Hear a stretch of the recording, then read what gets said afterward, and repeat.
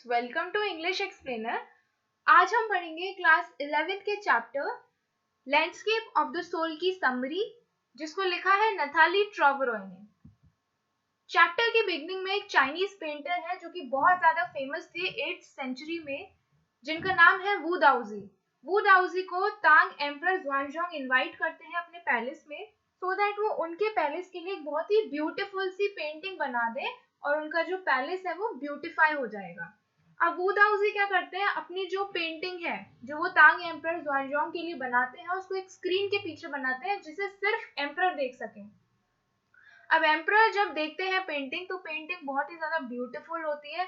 Painting में एक landscape होता है जो देखने को मिलता है एम्परर को, और जब एम्परर पेंटिंग को बहुत ही ज्यादा अप्रिशिएट करते हैं, उसी मोमेंट पे जो वू दाओजी हैं वो उन्हें बताते हैं कि आप ध्यान से देखेंगे इस लैंडस्केप को तो आपको माउंटेन के नीचे एक केव दिखाई देगी, एक गुफा दिखाई देगी, और आपको पता है इस गुफा में एक स्पिरिट रहती है, एक सोल रहती है। जैसे ही मैं अपने हैंड्स को क्लैप करूंगा तो गुफा का जो गेट है वो खुल जाएगा।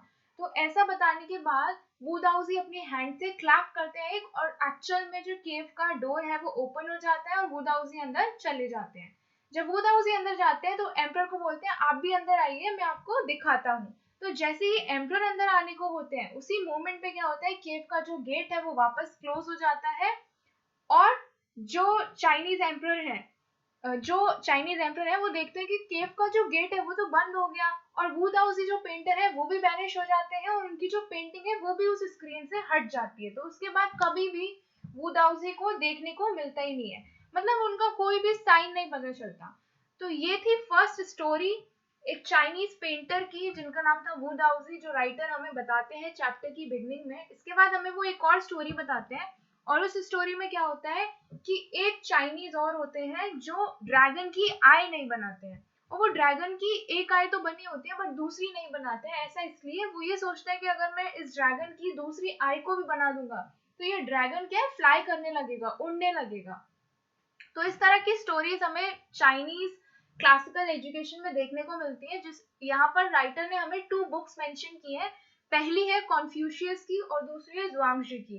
तो इन दोनों की जो बुक्स हैं, इनकी बुक्स में हमें इस तरह की स्टोरीज पढ़ने को मिलेंगी फेमस पेंटर्स के बारे में, और इस स्टोरीज का यूज करते हैं चाइनीज लोग एज अ मास्टर अपने स्टूडेंट्स को राइट डायरेक्शन में गाइड करने के लिए, कि एक्चुअल में हमेशा से इनिशियल टाइम से ही जो चाइनीज आर्ट है वो क्या शो करती है, अपनी पेंटिंग में इनर लाइफ शो करती है, स्पिरिट और सोल को दिखाती है, और स्पिरिचुअलिज्म होता है उनके अंदर।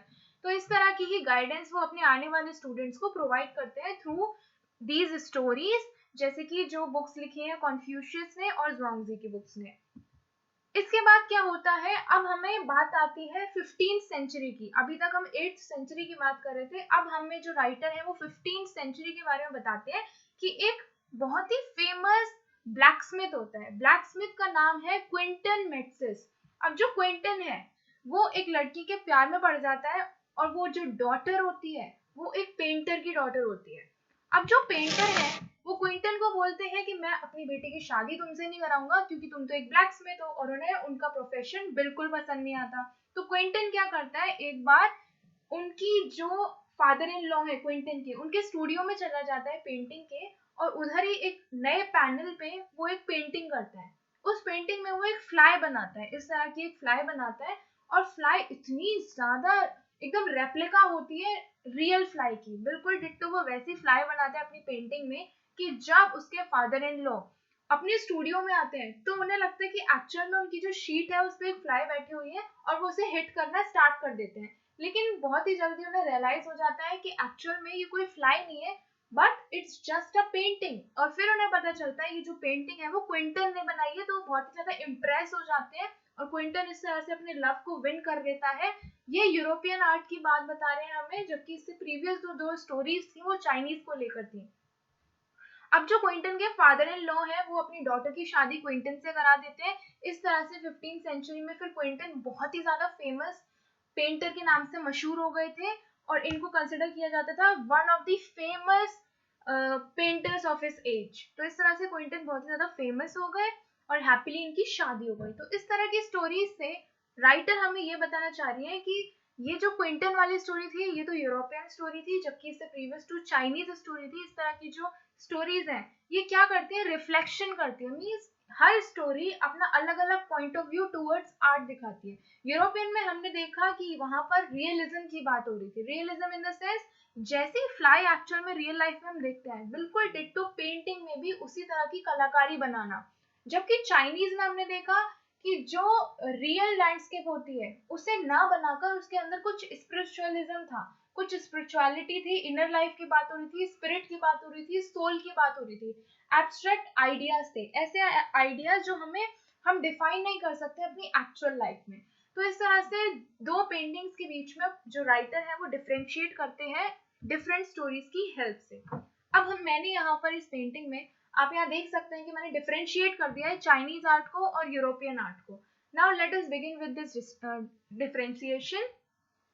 तो चाइनीज आर्ट में जो हम लैंडस्केप की बात कर रहे थे वहां पर जो एम्परर है वो पेंटिंग का आउटर अपीयरेंस देख के उसे बहुत ही ज्यादा अप्रिशिएट करते हैं, लेकिन जो आर्टिस्ट है जो वू दाउजी है वो अपनी पेंटिंग को उन्हें डिफाइन करते हैं कि वहां देखिए माउंटेन के नीचे केव है, केव के अंदर एक सोल है। इस तरह से वो अपने वर्ड्स में एम्परर को अपनी पेंटिंग को डिफाइन करने की कोशिश कर रहे थे, उसका ट्रू मीनिंग, अपने वर्क का जो ट्रू मीनिंग है वो उन्हें बताने की कोशिश कर रहे थे instead of going towards the outer appearance. जबकि यूरोपियन आर्ट में हमने देखा कि जैसे ही जो उसके फादर इन लॉ थे क्विंटन के, वो अपने स्टूडियो में आते हैं उन्हें लगता है एक्चुअल में रियल पेंटिंग थी, मतलब रियल फ्लाई बैठी हुई थी, वो उसे हिट करना स्टार्ट कर देते हैं। इससे हमें ये पता चलता है कि यूरोपियन आर्ट के जो पेंटर्स होते हैं, यूरोपियन जो पेंटर्स होते हैं उनका मोटिव क्या होता है, जैसा रियल लाइफ में वो देखते हैं एकदम वैसा ही वो अपनी पेंटिंग में दर्शाते हैं, बिल्कुल वैसा ही वो दिखाते हैं। तो जैसा एक राइटर या फिर एक जो देखने वाला होता है पेंटिंग को, वो जो देखेगा वो रियल लाइफ से उससे एकदम अटैच कर सकता है, रिलेट कर सकता है, उसे डिफाइन कर सकता है, उसे अंडरस्टैंड कर सकता है। On the other hand Chinese art में क्या होता है, जो एम्परर होता है, हमें पता है कि एक एम्परर जो है किसी भी लैंड पे रूल करता है, जबकि चाइनीज आर्ट यानी कि जो आर्टिस्ट है वो चाइनीज आर्ट के अंदर किस पे रूल करता है, एक सोल पे रूल करता है। उसके बाद चाइनीज जो पेंटिंग है वो एक सिंगल व्यू पॉइंट पर फोकस नहीं करती है। चाइनीज पेंटिंग के जो व्यू पॉइंट है वो डिफरेंट हो सकते हैं, जैसे कि जो लैंडस्केप बनाया गया था वू दाउजी के द्वारा, वो लैंडस्केप में आप किसी भी पॉइंट ऑफ व्यू से आप उसे देख सकते हैं, है ना, जबकि उधर उसका कोई सिंगल व्यू पॉइंट नहीं है।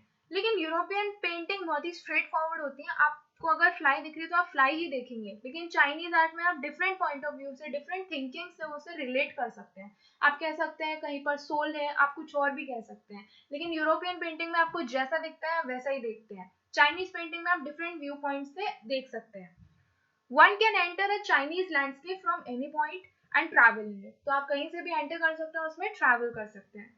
The Chinese painter wants us to enter his mind, और चाइनीज पेंटर चाहता है कि जैसी पेंटिंग उसने हमको दिखाई है हम उसको वैसे ना देखकर उसके अकॉर्डिंग उसे देखें, मतलब उसकी आंखों के द्वारा हम उस पेंटिंग को विजुअलाइज करें, जैसे उसका माइंड उस पेंटिंग को रीड कर रहा है। लाइकवाइज जो उसके देखने वाले व्यूअर्स हैं वो भी उस पेंटिंग का ट्रू मीनिंग उसके नजरिए से समझे, ना कि सिर्फ आउटर अपीयरेंस देके उसकी तारीफ करें। तो इस तरह से हम डिफरेंशिएट कर सकते हैं चाइनीज आर्ट को और यूरोपियन आर्ट को। मैं थोड़े और पॉइंट्स ऐड करना चाहती हूँ यहाँ पर कि जो यूरोपियन आर्ट है वो मोर फिगरेटिव होती है और उधर इल्यूजनिस्टिक लाइकनेस होती है। इस वर्ड को पोएट ने यानी कि राइटर ने अपने चैप्टर में यूज किया है कि जो यूरोपियन आर्ट है वो मोर फिगरेटिव होती है और उसमें इल्यूजनिस्टिक लाइकनेस होती है, मतलब जैसी चीज आपको दिख रही है बिल्कुल वैसे ही आपको पेंटिंग में दिखेगी, जो आप रियल लाइफ में विजुअलाइज करते हैं डिट्टो बिल्कुल उसी की रेप्लिका, और हम कह सकते हैं उसका जो राइट इंटरप्रिटेशन होता है वही चीज आपको पेंटिंग में दिखाई देगी। जबकि चाइनीज आर्ट एब्स्ट्रैक्ट होती है जिसको आप डिफाइन नहीं कर सकते हो, उधर हम इनर लाइफ का ज्यादा चीजें देखेंगे, स्पिरिट के बारे में बात हो रही होगी या फिर सोल के बारे में बात हो रही होगी। तो इस तरह से यूरोपियन आर्ट है वो रियलिज्म पे बेस्ड होती है और चाइनीज आर्ट जो होती है वो स्पिरिचुअलिज्म पे बेस्ड होती है। यूरोपियन आर्ट नेचुरल होती है और चाइनीज आर्ट कैसी होती है, एब्स्ट्रैक्ट होती है। तो इस तरह से दोनों का नेचर बहुत ही डिफरेंट होता है एक दूसरे से। अब इसके बाद इस चैप्टर में कुछ और टर्म्स हैं जो राइटर ने डिफाइन किए हैं, जैसे कि शेंशुई। शेंशुई क्या होता है, ये माउंटेन वाटर होता है। माउंटेन यहाँ पर पोइट ने यहाँ पर राइटर ने माउंटेन वाटर बताया। माउंटेन वाटर का मतलब वो कह रहा है कि ये सिंबलाइज करता है लैंडस्केप को, तो इसीलिए इस चैप्टर का नाम लैंडस्केप ऑफ द सोल है। अब वो किस लिए है उसका मेन आइडिया हम यहाँ पढ़ने वाले हैं। कि एक्चुअल में लैंडस्केप को जो राइटर है वो ये कहते हैं कि एक माउंटेन वाटर है। अब कैसे, उन्होंने माउंटेन वाटर को भी डिफाइन किया है फर्दर कि जो माउंटेन वाटर है ये 2 एलिमेंट से मिलकर बना है। अब वो 2 एलिमेंट्स कौन कौन से हैं, एक तो है यिन और दूसरा है आपका यांग। तो यहाँ पर जो यांग है इस चैप्टर में बताया वो एक माउंटेन है। तो माउंटेन कैसे है, अब हमें पता है कि माउंटेन कैसे होते हैं, वर्टिकल होते हैं, मतलब ऊपर जाते हुए ऐसे शार्प तरह से होते हैं, और वो अपराइट ऊपर जाते हुए ऐसा दिखते हैं कि वो हेवन की तरफ जा रहे हैं। और माउंटेन हमें पता है कैसे होते हैं, स्टेडी होते हैं, मतलब एक जगह पर होते हैं, स्टेबल रहते हैं, वर्म यानी कि गर्म रहते हैं, और ड्राई इन द सन, सन की रेज उन पर डायरेक्टली पड़ती है, दैट इज वाई उनका नेचर कैसा होता है, एकदम ड्राई होता है। ऑन दी अदर हैंड जो पॉइंट बोलते हैं, जो राइटर बोलते हैं कि यहाँ पर यिन है, यिन का मतलब होता है वाटर, और वाटर को उन्होंने बोला हॉरिजेंटल, जबकि माउंटेन को बोला है वर्टिकल। तो दोनों का वो कंपेयर कर रहे हैं यहाँ पर, ऑपोजिट है एक दूसरे के। वाटर जो है हॉरिजॉन्टल होता है, माउंटेन होता है आपका वर्टिकल। वाटर फ्लूइड होता है, मतलब स्टेबल नहीं रहता है जैसे कि माउंटेन रहता है, फ्लूइड मतलब बहता रहता है, जबकि मॉइस्ट होता है और कूल होता है। मॉइस्ट मतलब उसमें नमी होती है, मॉइस्चर होता है, और कूल मतलब ठंडा होता है। On the other hand mountain मैंने बताया वार्म होता है और ड्राई होता है। तो ये दोनों 2 ऑपोजिट यानी कि कॉन्ट्राडिक्टिंग पोल है, मतलब कॉम्प्लीमेंट्री पोल्स है। तो मैं बता दूं कि यहाँ पर जो लैंडस्केप है यानी कि माउंटेन वाटर, माउंटेन आपका यांग, वाटर आपकी यिन, तो ये 2 टर्म्स हैं चाइनीज आर्ट में जो हमें पता चलते हैं, जिनसे बनती है एक लैंडस्केप। अब ये जो लैंडस्केप के 2 पार्ट्स हैं, यांग और यिन, ये एक दूसरे के कॉम्प्लीमेंट्री पोल्स हैं और एक दाओइस्ट व्यू है उसको रिफ्लेक्ट करते हैं। अब हम समझेंगे कि दाओइज्म से हमारा क्या मतलब है, दाओइज्म क्या होता है। तो ये जो basic idea of Taoism is depicting the interaction of yin and yang. तो दाओइज्म क्या करता है, इंटरैक्शन को शो करता है। इंटरैक्शन मतलब किसी भी चीज जब कोई इंटरैक्ट होती है तो कैसे माउंटेन और वाटर इंटरैक्ट करते हैं, उसी चीज को दाओइज्म डिपिक्ट करता है। तो यही होता है। तो दाओइज्म की एक्चुअल डेफिनेशन यहाँ पर ये है कि दाओइज्म जो है एक रिलीजियस एंड फिलोसॉफिकल ट्रेडिशन है चाइनीज ओरिजिन का। तो इस तरह से दाओइज्म जो उसको हम रिलेट कर सकते हैं। जबकि अब ये जो दाओइज्म फिलोसफी है, अकॉर्डिंग टू दाओइज्म, इसमें क्या होता है, जो यूनिवर्स है ये 2 चीजों का मिलकर बना है, और वो 2 चीजें क्या है, यही यिन और यांग है, इसी के इंटरैक्शन से बना है। जबकि हमें पता है यिन जो है वो वाटर को कहलाती है, और उसको ये भी कह सकते हैं वो फेमिनाइन पार्ट है यूनिवर्सल एनर्जी का, जबकि यांग जो है वो मैस्कुलाइन पार्ट है। तो 2 पार्ट्स इस तरह से डिफाइन हो गए। अब एक और बात आती है कि कैसे यांग और यिन इंटरैक्शन करते हैं। तो जब ये 2 पॉइंट्स, 2 एनर्जीज इंटरैक्ट करती है, इनके बीच में एक और एलिमेंट आता है जो थर्ड एलिमेंट है, और जो कि बहुत ही ज्यादा वाइटल है, मींस बहुत ही ज्यादा इंपॉर्टेंट है, जिसको बोलते हैं मिडिल वॉइड। और मिडिल वॉइड जो ये थर्ड एलिमेंट है, इसको हमेशा ऑफन इग्नोर किया जाता है। अब हम समझेंगे कि इसको कैसे इग्नोर किया जाता है, और ये जो पूरा दाओइज्म व्यू है इसको हम कैसे रिलेट करें खुद से, मतलब ये समझाना क्या चाह रहे हैं इस चैप्टर में।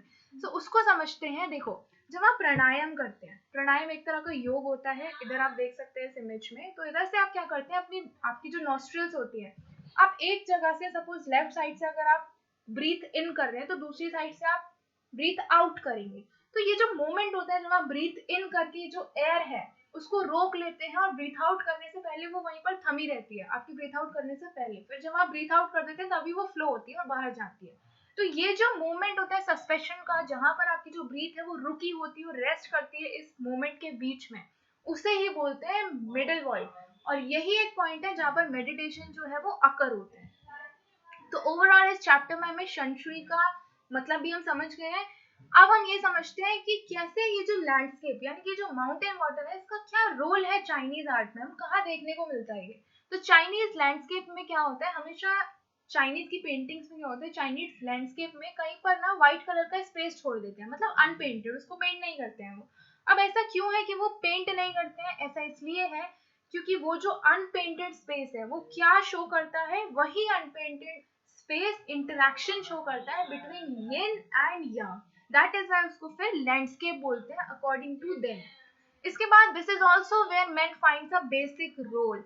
अब यही अनपेंटेड स्पेस यूनिवर्स में, ये अभी ये लैंडस्केप में था अनपेंटेड स्पेस, लेकिन यूनिवर्स में हम इसको कैसे समझेंगे यूनिवर्स के टर्म्स पे, कि सपोज 2 चीजें हैं, एक है हेवन, एक है अर्थ। अभी आपने पढ़ा था एक है यांग, एक है यिन। अब हम पढ़ेंगे एक है हेवन और एक है अर्थ। अब इन दोनों के बीच में मिडिल वॉइड कौन है, मैन है।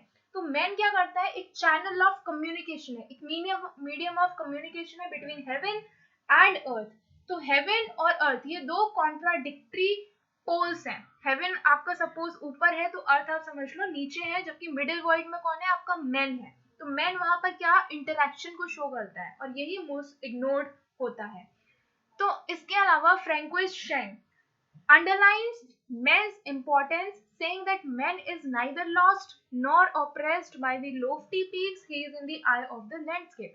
तो ये कहते हैं, इनका ये मानना है कि किसी भी पेंटिंग को अगर आपको देखना है, ये चाइनीज के बारे में बात कर रहे हैं, चाइनीज पेंटिंग में अगर आपको किसी पेंटिंग को विजुअलाइज करना है तो आप कैसे करेंगे, आप मैन की आई के अकॉर्डिंग उसे देखेंगे, according to the painter's eye. After that, it was the French painter Jean Dubuffet who first doubted the theory of art brut in 1940s। तो अब क्या होता है, इस चैप्टर के हम सेकंड पार्ट पर मूव कर गए हैं, जहां पर आर्ट ब्रट नाम की एक जो थियरी है उसकी हम बात करेंगे। इस थियरी को टर्म, इसका जो कॉइन है वो 1940s में हुआ था, उसको जीन डुबुफेट ने किया था। और इधर क्या होता है, आर्ट ब्रूट का मतलब क्या होता है, एक क्रिएटिव थिंकर, ऐसा क्रिएटिव थिंकर या फिर ऐसा क्रिएटिव पेंटर जो इनएक्सपीरियंस्ड है, जिसने कभी भी किसी भी तरह की पेंटिंग नहीं सीखी, कोई भी उसने क्लासेस नहीं ली, कभी भी उसने कुछ लर्न नहीं किया, बट एक्चुअली गॉड गिफ्टेड उसमें ये क्रिएटिविटी थी रिगार्डिंग पेंटिंग। तो इस तरह की जिन लोगों में होती है उन्हें आर्ट ब्रट कहते हैं। However, now the interest in outsider art is growing internationally। और ये आर्ट ब्रट को ही आउटसाइडर आर्ट बोला है, मतलब ऐसी आर्ट जहां पर जो पेंटर है उसने कभी भी कहीं से लर्निंग नहीं करी है, बट उसमें इननेट है।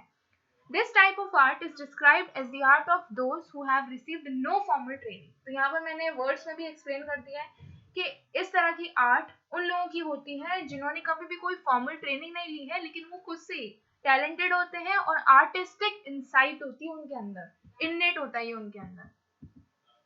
अब इंडिया में एक इसी तरह के आर्ट ब्रूट हैं, या फिर कह सकते हैं इसी तरह के एक टैलेंट है जिनका नाम है नेक चंद, जिनको इस चैप्टर में मेंशन किया है। इन्होंने मास्टरपीस बनाया इसी तरह की आर्ट का। तो नेक चंद ने कभी भी कोई फॉर्मल ट्रेनिंग नहीं ली थी, कहीं से भी उन्होंने क्लासेस या एजुकेशन नहीं ली रिगार्डिंग पेंटिंग्स, बट उनकी जो क्रिएटिविटी है वो इतनी अच्छी है कि उनको आर्ट ब्रूट बोला गया है। तो उन्होंने स्कल्पचर बनाए थे स्टोन के और रिसाइकिल्ड मटेरियल का। तो उनकी क्रिएटिविटी हमेशा क्या करती है कि जितनी भी ऐसी चीजें होती है डिग्रेडेबल, यानी कि जो वेस्ट मटेरियल होता है, उन मटेरियल की हेल्प से इन्होंने ऐसी पेंटिंग्स बनाई है ब्यूटीफुल, जिनको हम रियल लाइफ में विजिट कर सकते हैं और देख सकते हैं। और इसके अलावा मैं एक और बात, इनका बहुत ही बड़ा कंट्रीब्यूशन रहा है इंडिया में एज आउटसाइडर आर्ट, के बिना कोई ट्रेनिंग किए फॉर्मल इन्होंने इतनी बढ़िया अपनी क्रिएटिविटी दिखाई है, दर्शाई है। तो रॉ विजन एक मैगजीन है यूके की, उस मैगजीन में इनको बहुत ही ज्यादा सराहना दी गई इनको, और इनका आउटसाइडर आर्ट पब्लिकेशन में इनको कंसिडर किया गया, जहां पर नेक चंद का नाम दिया गया था। और उन्होंने एक रॉक गार्डन बनाया था जो कि बहुत ज्यादा फेमस हुआ था, जिसका नाम पड़ा था विमेन बाय वाटरफॉल। तो let me show you the picture. इस पिक्चर में हम देख सकते हैं ये रॉक गार्डन उन्होंने टूटी हुई जो बैंगल्स होती हैं, वेस्ट मटेरियल, उससे बनाया था, और ये बहुत ही ज्यादा फेमस है। इसको यूएस बेस्ड मैगजीन ने बहुत ही ज्यादा अपनी पिक्चर इनकी मेंशन की थी और इसको बहुत ही ज्यादा एप्रिसिएशन मिला था। इसके बाद ये विमेन बाय वाटरफॉल है, ये भी सब वेस्ट मटेरियल का है, जैसे कि वेस्ट टाइल्स के जो पीसेस होते हैं, मार्बल के पीसेस होते हैं, उन सब की हेल्प से ये बनाया गया है।